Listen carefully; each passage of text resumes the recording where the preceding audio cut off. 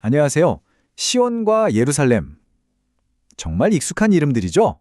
그런데 오늘 이 분석에서는요, 이 두 도시 이름에 숨겨진 또 다른 차원의 의미를 한번 파헤쳐 보려고 합니다. 자, 바로 이 질문에서부터 시작해보죠. 우리가 그냥 지도에서 보던 어떤 지리적인 장소가요, 사실은 훨씬 더 깊은 어떤 상징적인 힘이, 그러니까 말하자면 영적인 상태를 나타낼 수도 있다는 거예요. 이게 바로 오늘 우리가 파헤쳐볼 미스터리의 핵심입니다.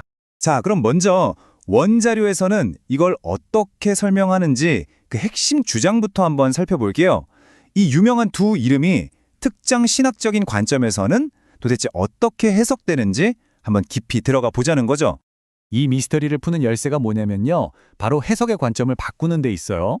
원자료는 신약 성경에 나오는 이름이나 장소를 그냥 문자 그대로만 보지 말고 어떤 영적인 현실을 가리키는 상징으로 봐야 한다, 이렇게 주장하는 거죠.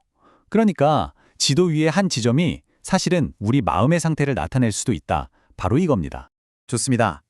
그럼 이 상징적인 접근법을 좀 더 구체적으로 이해하기 위해서 갈라디아서에 나오는 한 이야기를 중심으로 한번 살펴보겠습니다. 이야기는 아브라함의 두 아들한테서 시작이 돼요. 한 명은 여종 하갈에게서 태어난 이스마엘이고 다른 한 명은 자유로운 신분의 여인 사라에게서 태어난 이삭이죠. 이 둘의 서로 다른 출생 배경이 바로 모든 상징의 출발점이 됩니다. 여기서 이 두 아들의 근본적인 차이가 확 드러나는데요. 보세요. 이스마엘은 육체, 그러니까 인간적인 계획을 따라서 태어났어요. 반면에 이삭은요, 거의 불가능해 보이는 상황에서 주어진 약속의 결과로 태어났다는 거죠. 바로 이 대조, 이 차이점이 앞으로 펼쳐질 비유의 아주 핵심적인 갈등을 만들어냅니다. 자, 그럼 이제부터가 진짜 흥미로운 부분인데요. 이 단순해 보이는 가족 이야기가 어떻게 훨씬 더 큰 의미를 가진 거대한 비유, 그러니까 알레고리로 해석되는지 한번 살펴보시죠. 여기서 사용된 핵심적인 문학 기법이 바로 알레고리입니다. 그런데 놀라운 점은요, 이 해석에 따르면 이 알레고리라는 그리스어 단어가 신약 성경 전체를 통틀어서 딱 한 번, 바로 이 갈라디아서의 이 구절에서만 등장한다는 거예요. 이건 뭘 의미하겠어요? 이 이야기가 정말 특별한 방식으로 해석되어야 한다는 걸 아주 강력하게 암시하는 거죠. 이 비유 안에서 두 여인은 두 개의 서로 다른 언약을 상징하게 됩니다. 하갈은 율법이 주어진 신의 산의 언약, 즉 종살이의 상태를 나타내고요.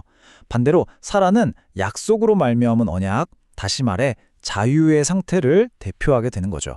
자, 이 표를 보시면 비유가 어떻게 확장되는지 한눈에 보입니다. 하갈의 계보를 따라가 보면 신의 산에서 시작해서 육체, 종살이, 그리고 마침내 땅의 예루살렘으로 이어지죠. 반면에 사라의 계보를 볼까요? 이건 약속에서 시작해서 영, 자유, 그리고 결국 하늘의 예루살렘과 연결이 되는 겁니다. 완전히 대조적이죠? 그렇다면 이 복잡한 비유가 우리가 맨 처음에 던졌던 질문, 즉 시온과 예루살렘의 의미와는 도대체 어떻게 연결이 되는 걸까요? 자, 이제 그 미스터리를 풀 시간입니다. 먼저 시온의 어원부터 한번 볼게요. 원 자료에 따르면 히브리어로 메마른 곳 또는 요새라는 뜻을 가지고 있다고 해요. 이 의미 자체가 뭔가 좀 상징적인 배경이 되는 것 같죠? 반면에 예루살렘은 평화의 가르침 또는 평화의 터전이라는 의미를 가집니다. 어떠세요? 이름의 기원부터 벌써 두 도시 사이의 분위기가 확 다르다는 게 느껴지시죠? 드디어 해답의 첫 번째 조각이 맞춰집니다. 이 비유 속에서 하갈은요, 바로 종살이 상태에 있는 현재의 예루살렘, 다시 말해 우리가 발 딛고 있는 땅의 도시와 똑같이 취급이 되는 겁니다. 그리고 여기 완전한 그림이 있습니다. 이와는 정반대로 사라는 자유로운 상태, 즉 영적인 위에 있는 예루살렘과 연결이 되는 거죠. 결국 뭐예요? 이 두 도시는 그냥 지리적인 장소가 아니라 완전히 다른 두 가지 영적 현실을 상징한다, 이겁니다. 자, 그럼 이 해석이 오늘날 우리에게 주는 실질적인 혹은 영적인 메시지는 과연 뭘까요? 마지막으로 이 관점이 제시하는 결론을 한번 살펴보겠습니다. 성경 본문에서 직접 인용한 이 구절이 아주 강력하게 다가오는데요. 여종과 그 아들을 내쫓으라. 여종의 아들은 자유로운 여인의 아들과 함께 유업을 결코 상속하지 못한다. 이 명령, 과연 무엇을 의미하는 걸까요? 핵심은 바로 이겁니다. 이 관점은 이 구절을 수천 년 전의 어떤 역사적 갈등에 대한 명령으로 보지 않아요. 그게 아니라 우리 각자의 내면에서 벌어지는 영적인 싸움에 대한 비유로 해석하는 거죠. 그러니까 영적인 상속을 받으려면 우리 안에 있는 육체적인 본성을 극복하고 내쫓아야 한다. 이런 의미로 받아들이는 겁니다. 더 나아가서 이 영적 유업이라는 게 절대로 물리적인 게 아니라는 점을 강조합니다. 여기 보시는 것처럼 혈과 육, 즉 우리의 육신 그 자체나 불의한 행위를 하는 사람들은 이 영적인 나라를 상속받을 수 없다고 분명히 말하죠. 그 본질이 완전히 다른 차원, 즉 영적인 차원에 있다는 걸 보여주는 대목입니다. 오늘 분석은 여기까지입니다. 마지막으로 여러분께 이 질문을 한번 던져보고 싶네요.